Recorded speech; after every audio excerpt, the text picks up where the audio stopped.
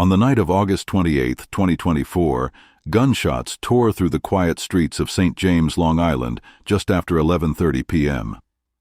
Before the night was over, 2 people would be dead. A 15-year-old girl would be sitting in a car outside her mother's house while her father murdered the woman who gave birth to her, and an entire community would be asking the same question: how did we not see this coming? This is the story of Kelly Coppola and Kenneth Pohlman Jr., 2 people who found happiness after heartbreak, only to have it ripped away by a man who couldn't accept that his ex-wife had moved on. This is a story about jealousy, control, and the deadly consequences of a divorce that one person refused to let end. Before we dive deeper, let us know in the comments where you're watching from. We'd love to hear from you. And if you're new here, click on the subscribe button so you never miss any of our upcoming videos. Kelly Coppola was 50 years old when she was killed. She had been divorced from Daniel Coppola for some time, though their divorce had been what police would later describe as contentious. For those who knew Kelly, she was a woman who had finally found peace after years of struggle. Friends described her as kind, devoted to her children, and someone who had worked hard to rebuild her life after her marriage ended. The divorce hadn't been easy.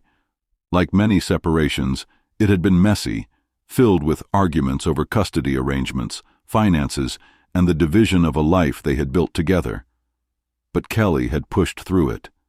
She had focused on her daughter, on creating stability, on moving forward, and then she met Kenneth Pohlman Jr. Kenneth, who went by Kenny, was 53 years old. He was a man who, according to his brother Tom, brought out the best in Kelly. They had started dating about a year before the murders, and those who knew them said they were genuinely happy together. It wasn't the dramatic, whirlwind kind of romance you see in movies. It was something quieter, more real. 2 people who had both been through difficult times, finding comfort and joy in each other's company. Tom Pohlman would later tell reporters that his brother and Kelly brought out the best in each other, that they were very happy. But there was someone who wasn't happy about their relationship, someone who watched from the outside, growing more and more resentful with each day that passed. Daniel Coppola, Kelly's ex-husband, couldn't accept that she had moved on. According to Tom Pohlman, Daniel was a jealous ex-husband. He said that when Kelly and Kenny first started dating a year earlier, there had been numerous threats. These weren't just angry words spoken in the heat of an argument. These were calculated, repeated threats that showed a pattern of behavior that should have been a warning sign to everyone involved. Kenny's father, Kenneth Pohlman Sr., would later tell the media that Daniel had threatened his son. But threats are one thing, following through on them is another. And on that August night, Daniel Coppola decided he was done threatening. The evening started like any other. Kelly was at home on Brasswood Road in St. James with Kenny. Their neighborhood was the kind of place where people knew their neighbors, where children played outside until the streetlights came on, where nothing bad was supposed to happen. It was a quiet hamlet, the kind of community where families put down roots and stayed for generations. But that night, that peace was about to be shattered. Daniel Coppola arrived at Kelly's home with his 15-year-old daughter in his vehicle. Think about that for a moment. He brought his daughter, a child he shared with Kelly, to the scene of what he was about to do. What goes through a person's mind when they make a decision like that? What kind of calculation allows someone to believe that involving their own child in something so horrific is acceptable? According to police reports, Daniel left his daughter sitting in the car outside the house. She wasn't just nearby.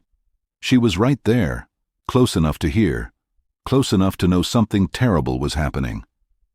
Kenneth Pohlman Sr. would later describe what his granddaughter told him. Daniel left her in the car, went behind a bush, and then broke down the door. Investigators later found evidence of this forced entry. 2 bullets had been fired into the door to get into the house, and then multiple bullets were fired upstairs. Daniel wasn't there to talk. He wasn't there to make threats. He was there to kill. Inside the house, Kelly and Kenny had no warning. They had no chance to defend themselves, no opportunity to call for help, no time to understand what was happening before it was too late. Daniel went upstairs, found them, and opened fire. The details of those final moments are almost too painful to imagine. Two people who had found happiness together, who were simply trying to live their lives, suddenly faced with the reality that someone hated them enough to take everything away. When police arrived, they found Kenneth and Kelly inside the house, dead from gunshot wounds. After the shooting, Daniel came back to the car where his daughter was waiting and told her, "I killed your mother and Kenny." Can you imagine being that 15-year-old girl?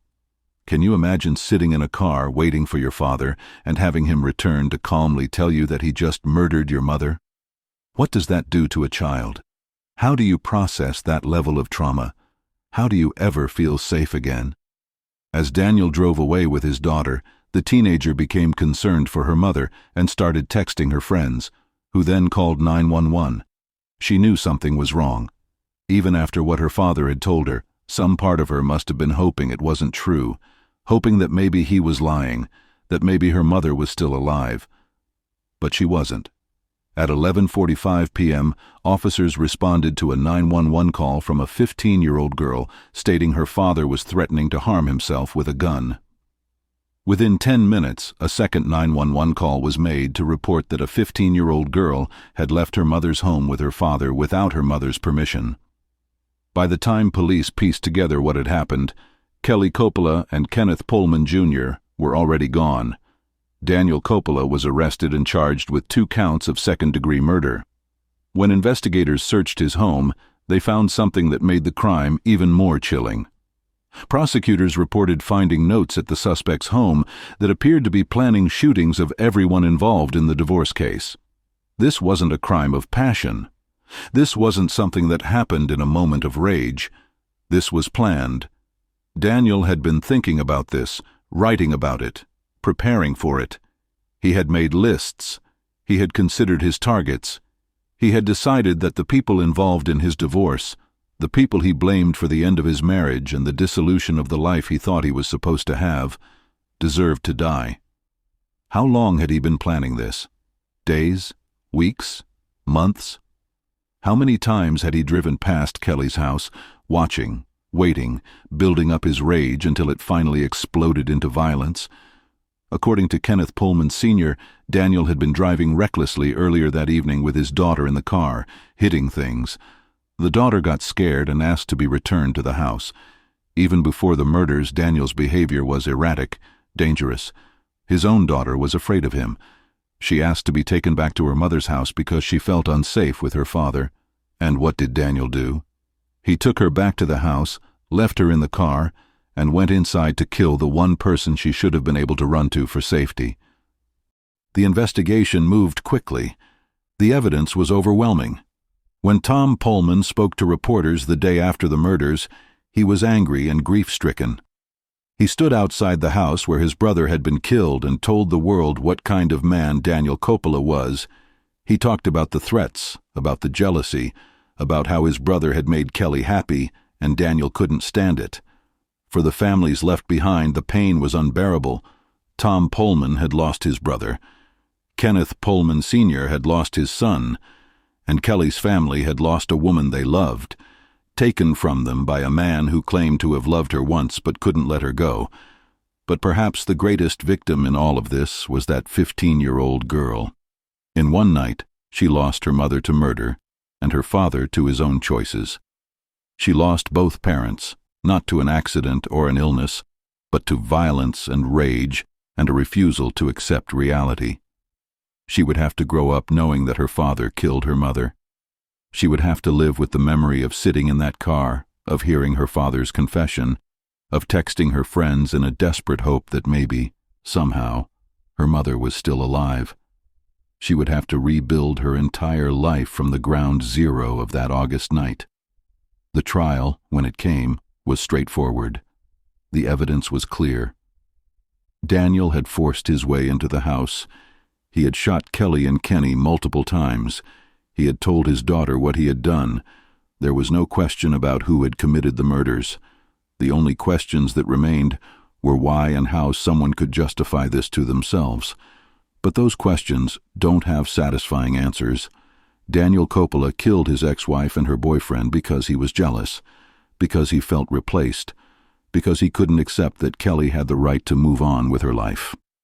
Because somewhere in his mind, he had decided that if he couldn't have her, no one could. It's a story we've heard before, and tragically, it's a story we'll hear again. According to research, women face the highest risk of violence not during a relationship, but after it ends. Separation and divorce can be the most dangerous times for women trying to leave controlling or abusive partners. The moment a woman asserts her independence, the moment she says, "I'm done," can be the moment her life is in the greatest danger. Kelly Coppola did everything she was supposed to do. She got a divorce. She moved on with her life. She found happiness with someone new. She was building a future. But none of that was enough to protect her from a man who refused to let go. Think about this case for a moment. Think about Kelly, a 50-year-old woman who had every right to find love again after her marriage ended. Think about Kenny, a 53-year-old man who had the misfortune of falling in love with a woman whose ex-husband couldn't accept her happiness. Think about that teenage girl who will carry the trauma of that night for the rest of her life. And think about how many warning signs there were. The threats, the contentious divorce, the jealousy, the erratic behavior, everything was there, visible to anyone who was paying attention. But it wasn't enough. The system designed to protect victims of domestic violence failed Kelly Coppola. The threats weren't taken seriously enough. The restraining orders, if there were any, weren't enough to keep Daniel away. And on that August night, Kelly and Kenny paid the price for that failure. How do you feel hearing this story? Does it make you angry? Does it make you sad? Does it make you think about people in your own life who might be in danger? According to statistics, nearly half of all women murdered by intimate partners are killed within 2 months of separating. 2 months. That's how long the danger window is at its highest. Kelly and Kenny had been together for about a year when they were killed. A year of Daniel watching, resenting, building up his rage until it finally exploded. If you know someone who's trying to leave a controlling relationship, check on them. If you know someone whose ex won't leave them alone, take it seriously. If you see warning signs, don't dismiss them. Because domestic violence doesn't always end when a relationship ends. Sometimes that's just when it becomes deadly. Daniel Coppola is behind bars now, charged with taking 2 lives and destroying countless others. His daughter will grow up without either parent. Kelly's family and Kenny's family will forever have an empty seat at holiday dinners, an absence that can never be filled. And for what? Because a man couldn't accept that his ex-wife had moved on. Because jealousy and control mattered more to him than the lives of 2 innocent people. Because he decided that his feelings were more important than their right to live. This case should haunt us. Not because it's unique, but because it's not. Every year, hundreds of women in the United States are killed by current or former intimate partners. Every year, new relationships are destroyed by exes who can't let go. Every year, children are traumatized by witnessing or experiencing domestic violence. Kelly Coppola and Kenneth Pohlman Jr. deserved better. They deserved to live. They deserved to be happy. They deserve to grow old together, to build a life, to experience all the ordinary joys that come with finding love.